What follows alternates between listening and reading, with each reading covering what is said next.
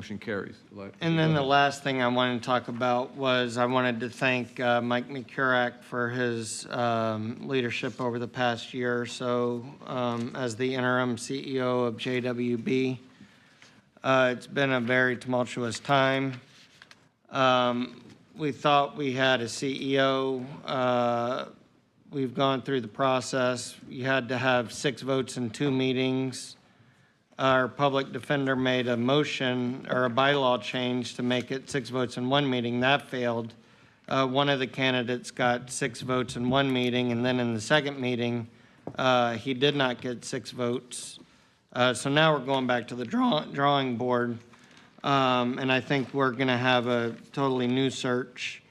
Our COO is the new interim, Karen Bogus. She's a wonderful lady. She's been at JWB for 20 years. I think she will do an exceptional job. At the last meeting that we had, Commissioner Flowers was there. I brought up some issues that I had with a couple board members. We've had threatened with lawsuits. We've had lawyers, and during some of the demand letters, we had public records.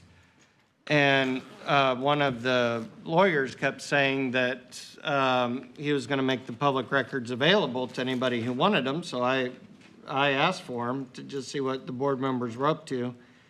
And a couple of the board members were speaking to one provider pretty exclusively.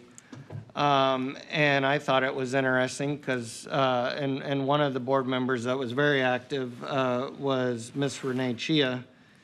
And she had a couple of her friends here today point out how much Mr. Burton makes.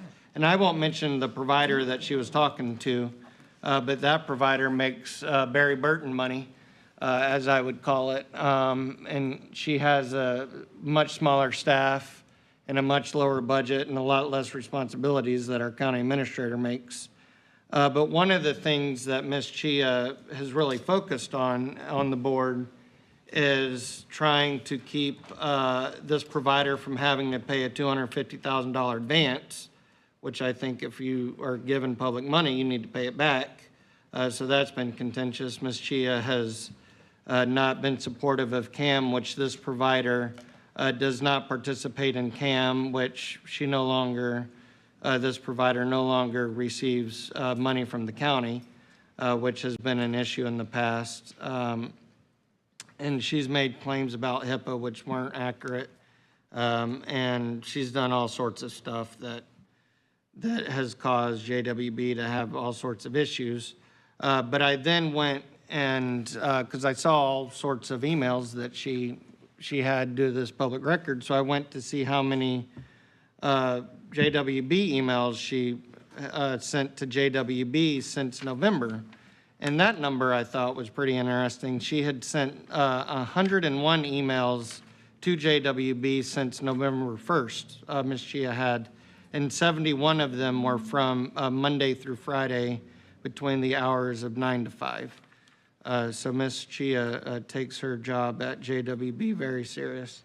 But that is my report. Okay. Thank you. Commissioner Scott?